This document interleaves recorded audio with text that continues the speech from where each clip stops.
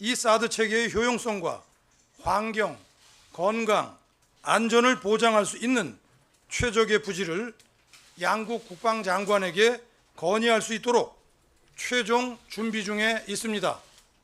사드는 북한 이외의 어떤 제3국을 겨냥하거나 제3국의 안보 이익을 침해하지 않고 또 할 이유도 없습니다.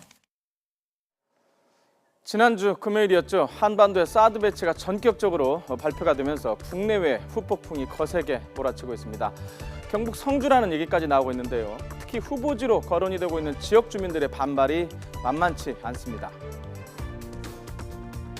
앞서 경상북도 칠곡 군수는 삭발을 감행하면서 반대 의견을 아주 강력히 드러냈습니다. 칠곡 지역뿐만이 아니라 충청북도 음성에서도 수천 명의 주민들이 반대 집회, 반대 성명을 내면서 우리 지역만은 안 된다는 입장을 계속 피력하고 있습니다.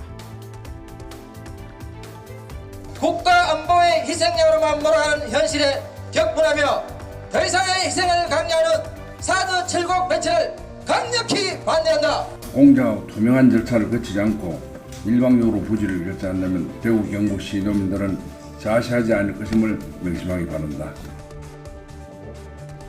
이처럼 각 지역별로 반대가 극심해지자 정치권에서는 자성의 목소리도 나왔습니다. 국가 전망에 관한 아주 굉장히 중요한 문제고 또 국회에 관한 문제이기 때문에 제가 생각하기에 이게 우리가 말하는 그 님비, 내 지역은 안 된다, 이렇게 얘기하는 거는 너무 소아병적인 생각이라고 생각하고 저는 가장 국익에 도움이 되고 또 사드 배치가 가장 그 적당한 장소를 선택하는 데 있어서 그것이 어디라고 그래서 제외가 되고 어디라고 그래서 정치적인 고려가 약간 있어서는 안 된다 그렇게 생각합니다. 추측하시겠지만 지역 주민들은 사드가 배치가 될 경우에 입게 될 경제적 그리고 재산상의 피해, 전자파와 소음, 기지 주변 통제로 인한 피해를 걱정하고 있는 건데요. 이런 가운데 남경필 경기도지사는 사드 배치 찬성 의견을 SNS에 올려서 큰 논란이 되기도 했습니다. 자, 여러 후보 지역들이 거론되는 와중에 조금 전에 전해드렸지만 사실상 경상북도 성주로 압축됐다는 얘기까지 나오고 있는데요. 경북 성주 지역은 공군 방공포대를 운영하고 있는 고지대이고요. 양산 지역, 앞서 논란이 됐었던 지역이죠. 2003년에 공군 방공기지를 철수한 이후에 비어 있다고 합니다. 비교적 인구 밀집 지역이 아니라는 장점이 있는데요. 그렇지만 여전히 국방부는 공식 발표 전까지는 확인해 줄 수 없다는 입장을 계속 견지하고 있습니다. 자, 군 당국은 이달 안으로 사드 배치 지역을 최종 발표할 것으로 보입니다. 이런 가운데 한민구 국방부 장관은 한국은 산지, 그러니까 산악 지역이 많고 현재 운용하는 미사일들도 유사한 위치에 있어서 그렇게 될 것이다 라고 말을 했습니다. 산악 지역에 배치될 것이란 얘기인데요.